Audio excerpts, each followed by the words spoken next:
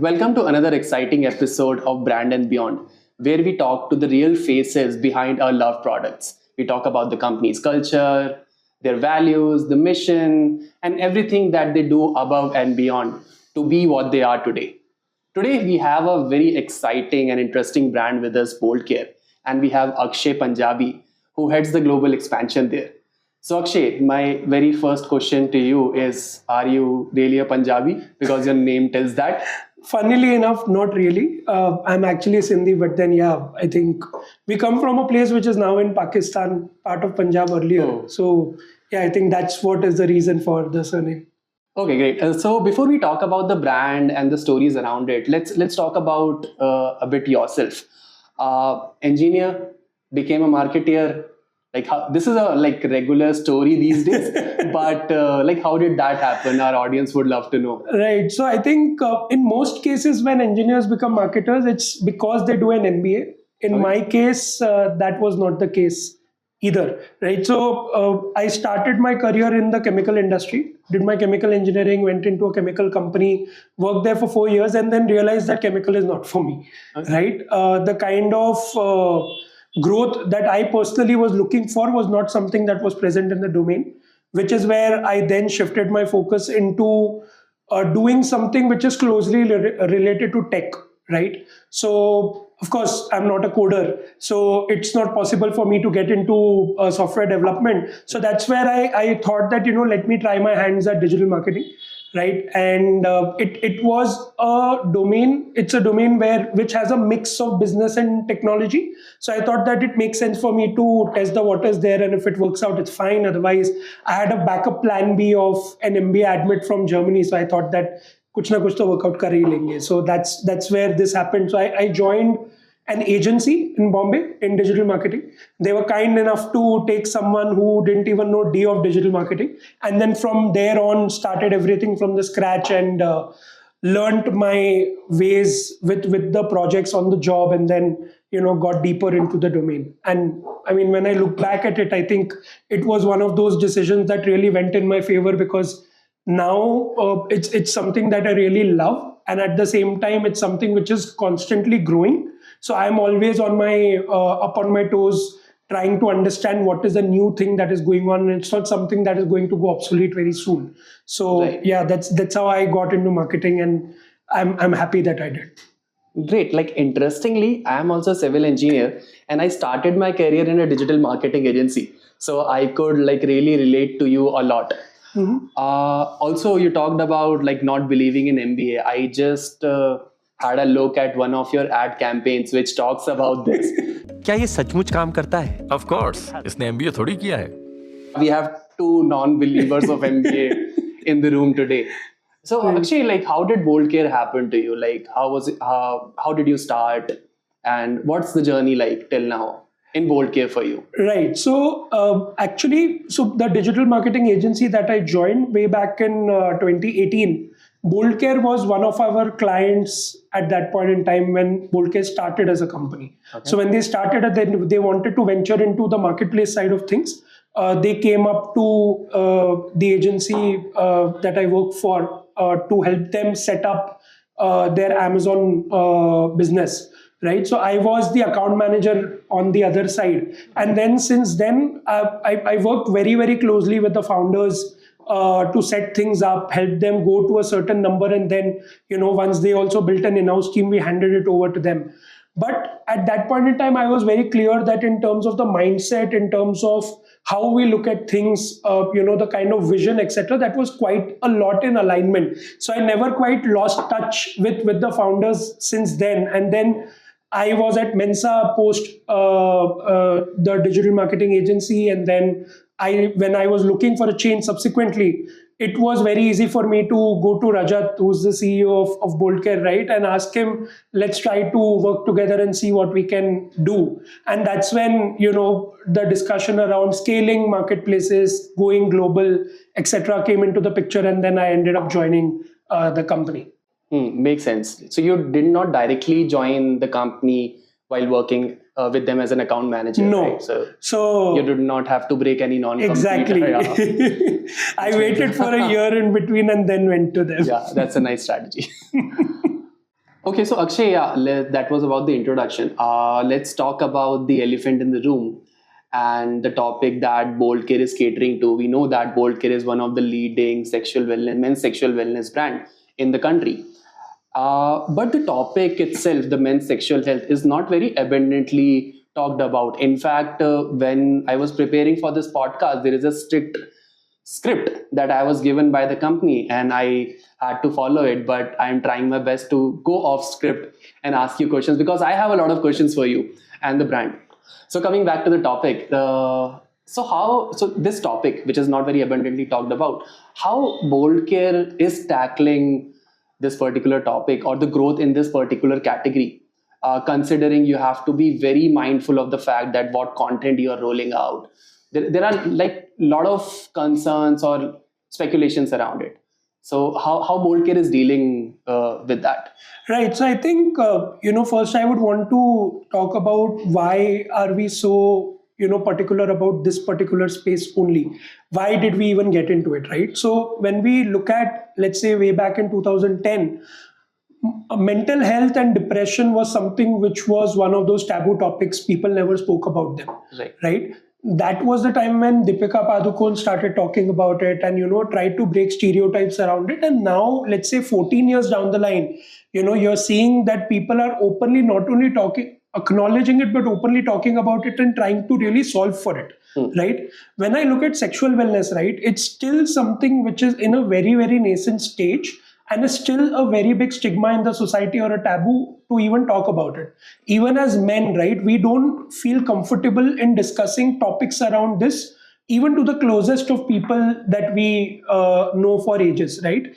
So, which is where, we thought that given the nascent stage that it is in, it is a right category for us to get into and try to, really use education as a form of it and really try to the first thing is about even trying to initiate conversations. I think if it cannot be done overnight, right? And I still feel that we are still in very early part of the game when it comes to addressing it for the Indian market, right?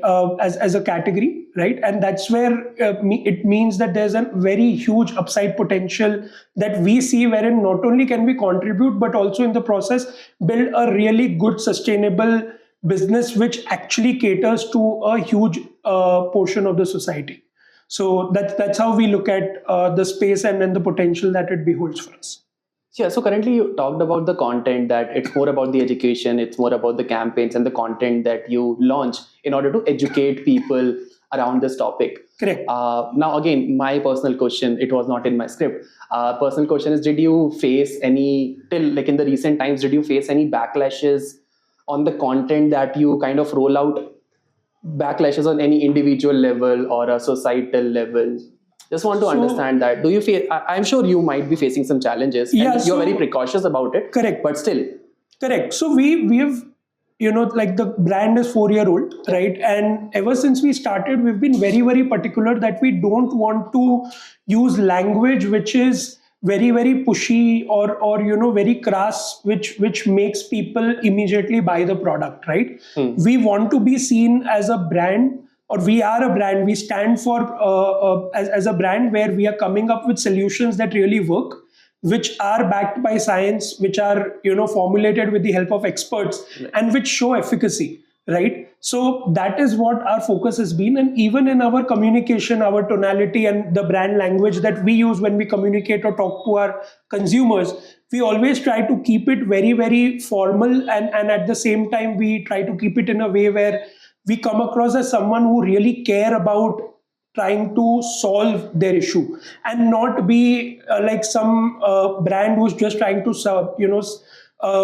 some placebo product or a generic product like a Japani oil, which will overnight give you some expectations which you can never meet, which the product can never meet, right? So that we've been very, very cautious in terms of not going in that route, because it's very easy for somebody to create that FOMO, really ask those kind of very, very direct questions to the consumers and make them buy the product. But then we don't want to do that. We want to come across as a company who is trying to talk about the problem first, trying to talk about what are the various solutions available, and then offer our solutions to them, right? And that is where one of the key offerings that we have as a company is that free doctor consultation that we offer at the beginning when any consumer wants to get into the discussion with us, right? Because we feel that it's not about just pushing the product down the throat of the consumer, right? It's about understanding what the need is. Do they really need our products also at this point or not? There have been so many cases where, during the course of doctor consultation, we've figured that it's not really what the consumer need, that the consumer thinks he needs, right? And that's where I think we as a brand stand for, and we will continue to do so. So Akshay, you talked about it's basically more about evaluating customer needs versus customer wants. Okay, so sometimes the customer might be asking for something, but they don't really need it. So one thing that I have observed, so whenever I talk to you, whenever I talk to someone from your company, I feel that everyone in the company is like really customer obsessed. Everyone just talks about customer, what customer need, what customer need. And I'm sure since you are really customer obsessed, you are talking to a lot of customers on a real-time basis. How are the interactions like with the customers on this particular topic when you do? I'm sure you're doing it one-on-one as well to get a hang on what's happening on the ground. Correct. So how are the interactions like? Because as far as I know, the only place that this topic is abundantly talked about is the walls of highways. That is just the place where we talk about this topic. Yeah. But how are your interactions like with the customer? How uncomfortable it gets for you or the customer if it gets, and how are you tackling that? No, so it's been a learning curve for us as well, right? But I would say that over the course of the 4 years that we've been operating in the space, right, it's only gotten more better and easier.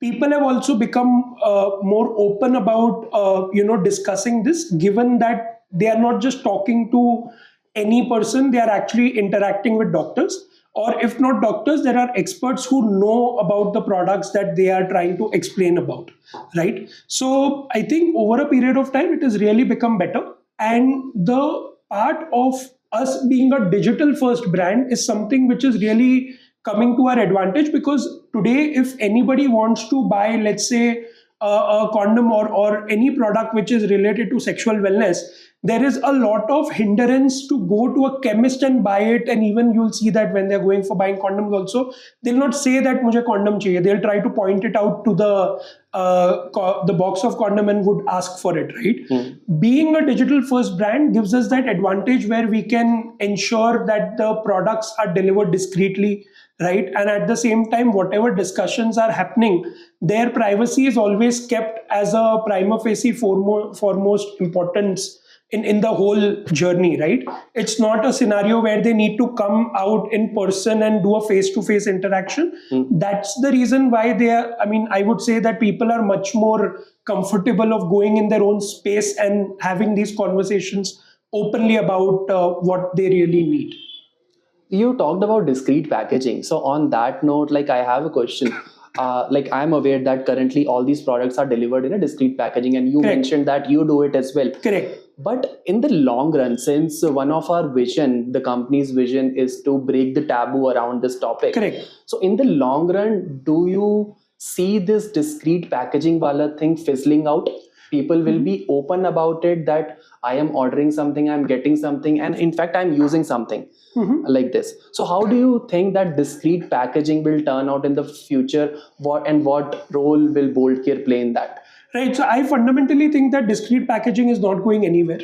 It's going to be there for a long time, because end of the day, we need to understand that consumers are in what setting, right? Let's say you look at a married couple where the guy is asking for certain solutions, but he lives in a joint family, right? He doesn't want other people to know that he has ordered a product like this, which is where the importance of discrete packaging comes in, right? On the other side, let's say, for example, somebody is staying in a society where the delivery agent is giving it to the guard, the security guard, right? The person who's asked for the product doesn't want the security guard to know what they've ordered for, right? So while we are trying to break stereotypes, really break the taboo, start initiating discussions around the topic, I think those discussions will still continue to happen in a private setting between people who they feel they are comfortable with, right? It will not be a scenario where I don't see that we are very close to a scenario where a person will be talking to his parents about it in a family forum, right? Which is where the importance of the discrete delivery will still continue to be there. And we as a brand will continue to go with that ethos, because that's something which actually helps us differentiate ourselves and be more easily accessible to the consumer. Right? And not be, there should not be any hindrance of ordering the product just because other people will know that we are ordering XYZ things. So yeah. Do you find it difficult to explain your job to your parents? Initially, yes, but then I think I've come to terms with it. And now my parents are well aware of what I'm doing. And yeah, they're pretty happy with it, because I'm actually working towards a cause which affects society at large. What was the first conversation like? So if you're comfortable in sharing. It was like, okay, I sell condoms for a living. And this was all of a sudden where I've never spoken anything remotely related to sexual wellness in my family. So that's how it started. And then over a period of time, the Ranveer campaign happened.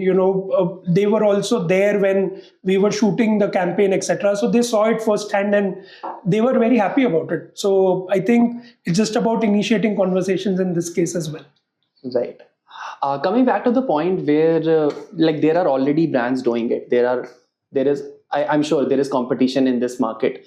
And also when we talk about buying sexual wellness products, let's say in a chemist shop, it is a task. Right. It is a task for most of the people, and they just want to just get done with it as soon as possible. So what they usually do, as you mentioned, they kind of just point to the brand that they know, or they just tell the name of the brand ki bhaiya ye de do mujhe. Right. In fact, sometimes what I have seen and what I have observed is, and what I've heard from people, they don't even talk about the product that they want. Correct. They just tell the brand name. Correct. Bhaiya ek XYZ brand dena. And the chemist also understands. So in this competitive market where there is a lot of trust with the legacy brands, I would say, how Bold Care plans to tackle it? So I think trust, of course, the legacy brands have been there in the market long enough, due to which they've been able to build this up, right? For us, it is about, creating products which are backed by experts and products that really work, right? So for example, we have a entire range of products in the delay category or extend category that we call, with different form factors, right? Wherein we've done user research, we've done research to see that it works 96 to 97% of the times, right? So that is the kind of efficacy which we have been able to pull with the products that we have been working on as a brand, right? So for us, the differentiator really is the efficacy of the product, the formulation of the product, the way in which we think about innovating on different form factors. We are not trying to, bring innovation on the content of the product, right? For example, why we know that in lidocaine is a component which helps with extending time, right? We are not trying to sell anything other than that and say, "Nahi, if anybody else is selling lidocaine, we'll sell something else." Correct. It's about selling it in different form factors, which makes it easily accessible to the consumer, which helps us to solve for the problems that the person is facing. And not really, and then with different form factor, being able to drive the kind of efficacy that I was talking about, right? So while we see that there are a lot of competitors and it's a difficult category to enter into, but we still feel that we have enough right to win for us to really scale this to the next level going forward, right? And predominantly the approach of legacy brands have been more around offline market, right? For us, being digital first means that there's a lot of white space wherein we can really, capture and we can move from there, right? So that's been our approach towards the category, rather than trying to just copy what has already been done and then end up losing in the process. So Akshay, we talked a lot about your story. You answered a lot of questions that I had, which were not a part of our script. But what we also want to understand is let's take a step back. Let's talk about the brand story. How the founders came up with this idea, like, and initially what were the challenges that they faced, like similar to the challenges like discussing it with parents, and like what were their personal level challenges if you are aware of it. So Right. a brand story. Right. Basically. So this was way back in 2014, 2015 when, founders had actually worked on a previous company together, right, which was called Remedy. It was one of the first e-pharmacies to launch in India. It Okay. was inspired from the idea of grofers, right? So like grofers and now, which is Blinkit, right? At that point in time was catering to grocery. So they thought that, okay, let us try to, sell medicines within 2-3 hours, similar to what grofers was doing in the grocery category. During the process of them working on Remedy, they realized that while they started, most of the orders that were coming were from the sexual wellness category, right? Subsequent to that, a lot of e-pharmacies then started and the market really went up out there. Even when they went to significant revenues, even at those higher revenue numbers, they were seeing that, okay, 20, 25%, 30% of these e-pharmacies was still coming from sexual wellness as a category.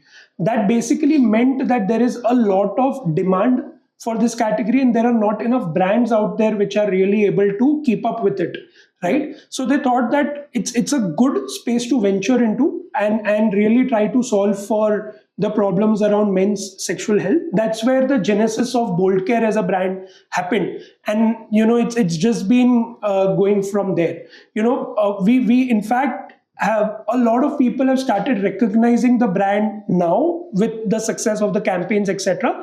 But it's not something which has become like an overnight success. There were a lot of foundational things that were done over the last 4 years, which helped us really leverage further on what we've been able to do as a brand with those campaigns. So that's been our journey as a brand in the category, and that's the story of Bold Care.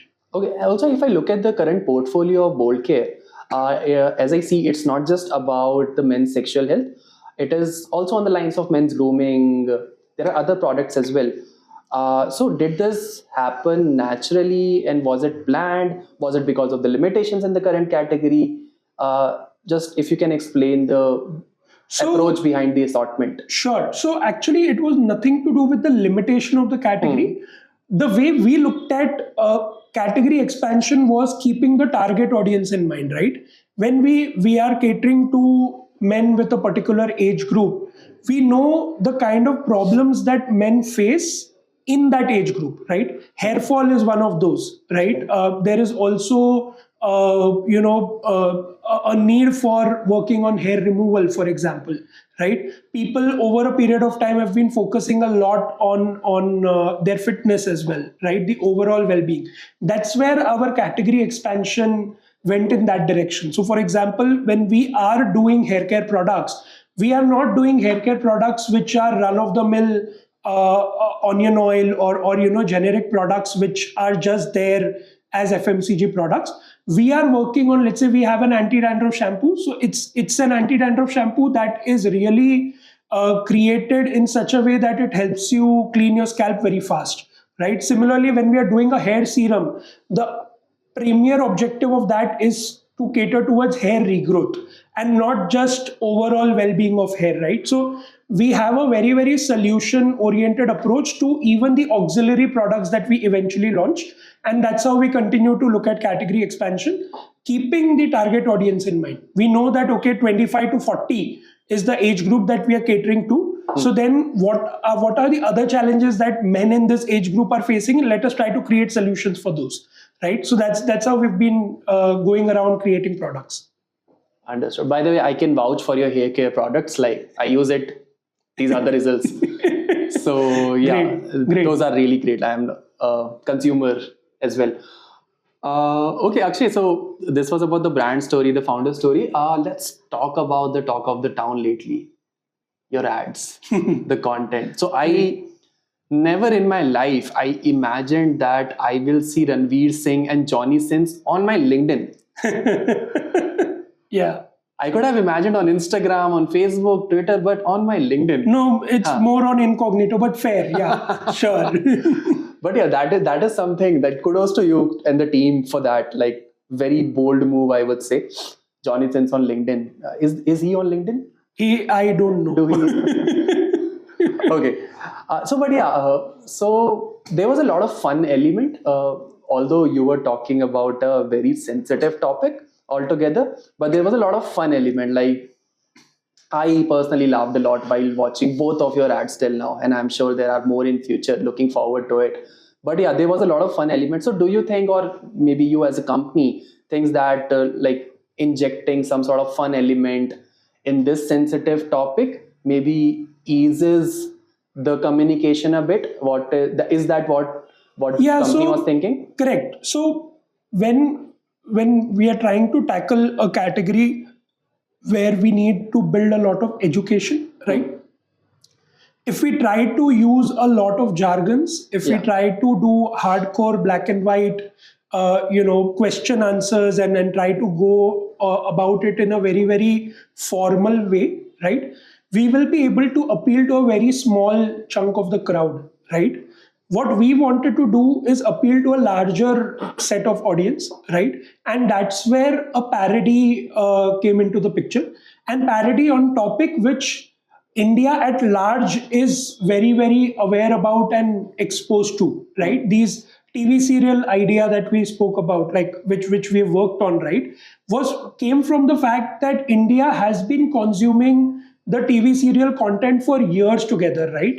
And it has evolved over time, right? So it is much easier for a consumer to consume that content and relate to it with the kind of problems that we are trying to show, rather than having somebody wear a suit and try to tell you that you should start talking about it. So that's the purpose of why we chose the parody concept and try to do it in a way where it has a funny element to it, because that's what will help us to start initiating those conversations, right? Of course, it's not that it's just a one campaign thing and we are done. It's something that we need to consistently keep doing over time and work towards it.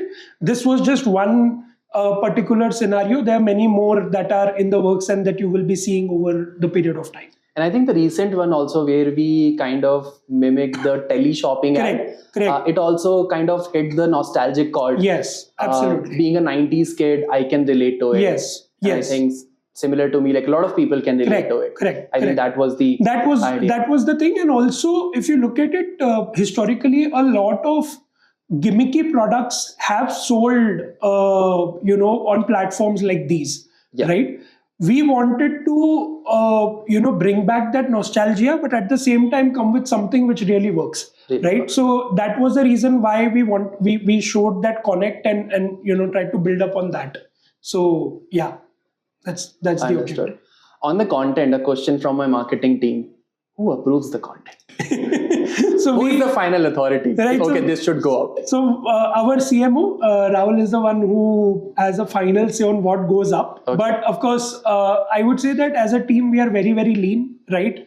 It's a very small team, and which is why a lot of people from the marketing team work collaboratively towards creating something like this. So yeah, but at the end of the day, it's our CMO who approves this and allows us to roll it out to the broader audience. Behind the scenes, has it happened any time that you kind of posted something, suddenly realized, okay, this should not go, and you kind of took that off? Of course, that has happened a couple of times. And we didn't even have to, think twice. We just realized about the cons being too many compared to the pros, and that's when we had to reevaluate. But again, in general, we are very clear with the objective that we go in with. So this is just a very minor thing in the overall picture. So, But I'm sure your marketing team has been carrying a lot of weight on their shoulders, right? Because there's one mistake in this sensitive category, there's a lawsuit coming. Of course. Right? So that is always the case. But then that's the risk-reward trade-off that you need to do. Because otherwise, if you will always be like, it's very easy to be comfortable, right? But then if you're doing that, then you're not really trying to bring any impact. So that's where we need to keep thinking about how do we now try to take it up from here, given that the first couple of campaigns have been a massive success. How do we keep at it? Because end of the day, consistency is what will define the longevity of it. It's not like you come one fine day, be viral for a period of time, and then poof, it's all gone, right? So that's where the consistency comes in, and there is always a risk associated with it. But then, yeah, that's the fun that we, the fun that we live on, the being on edge and always, trying to work towards a risky category to tackle for. I think there's one thing common across all the conversations that I had with people in your company. Whenever I talk to someone about the campaign, the success of the campaign, a lot of the conversation is around to sustain that. Of course, you guys say thank you and you take a lot of pride. But a lot of conversation is around how we can sustain that in the longer run. Correct. How we can maybe delay that. Paid promotions. Sure. Yeah. Yes, absolutely. Because as I said, right, if you're not consistent at it, I think still in terms of the numbers that we saw with our campaign, they were obviously good. But at the same time, there's still a very big chunk of the audience which are yet to be, made aware about our brand and what we stand for as our offerings, right? And in the digital world, it's not that you just show up as a brand one time and that is enough, right? You still need to have a frequency of at least 5 to 6 times to really have some kind of impact in the mind of the consumer, and then further build up on it, right? So that's why it's going to be about keeping up with what we have already done and keep doing it even better and doing it in a way where we can really try to build that brand recall for ourselves in the future. That's how we can compete in the space and go to the next level. And I think all the conversations around keeping up frequency of 5-6 times talks a lot about your products as well. It is about that as well. So one thing I wanted to understand, for sure, from an engagement point of view, your ad campaigns really took off. Want to also understand from how did that translate into? Did it translate into sales or? It did. So we saw a very significant baseline shift for ourselves on both our website also and on the marketplace side of things as well.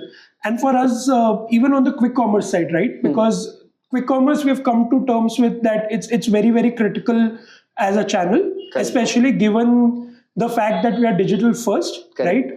Quick commerce enables us to really capture that offline segment where we are not really there indirectly, right? So we saw significant uptakes across all these channels, and we've been able to sustain and build up further from there, which is why it's very, very convincing and encouraging for us to say that, okay, whatever we've been able to do recently with those 2 campaigns have really turned out to be in the direction of what we wanted it to. And we are looking forward to a lot of interesting things going forward.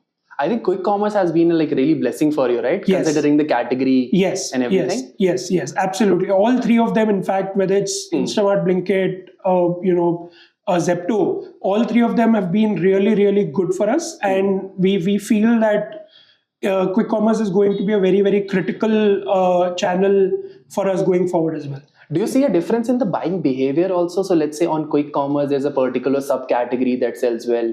On, let's say, Amazon or your D2C website, there's a particular subcategory. Do you see that behavior? There are certain nuances, but then by and large, I would say that they're still similar in nature, right? So whether it's the delay range, certain form factor might be selling higher compared to the other. When it comes to condoms, certain variants might be selling compared to the other, but still all of them continue to sell equally well across different channels. And that's where, the entire, the relevance of the channels become even more clearer, right? Because all these products are selling equally well. That tells me that we need to double down on them and make better use of them going forward. So yeah, Akshay, I'm glad that we talked about quick commerce, because now I can seamlessly transition into our next segment, which is a quick rapid fire.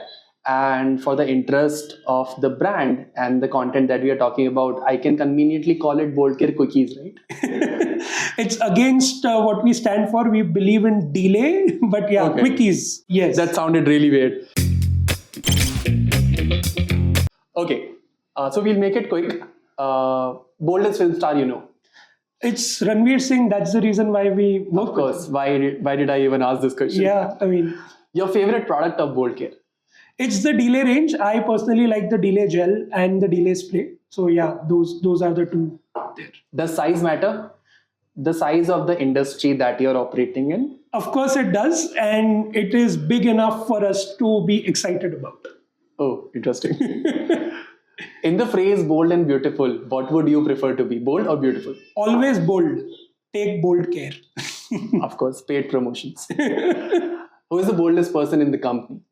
So it's actually, I mean, we stand for that ethos as a team, and anyone that you approach and have a conversation around sexual health with will not have any preconceived notions or any shame to discuss about it. So I would say the entire team at Bold Care is bold, and yeah, that's how we stand for as a brand. Diplomatic answer. Boldest thing you have done? I think doing this with you, Okay. with Bizom, but yeah. What would you prefer, a day in the life of Ranveer Singh or Johnny Sins? Don't answer that. That takes us to the end of this episode of Brand and Beyond. Akshay, it was a pleasure having a conversation with you. Pleasure being the keyword here. Till then, take bold care of yourself. And as the campaign goes, take bold care of her.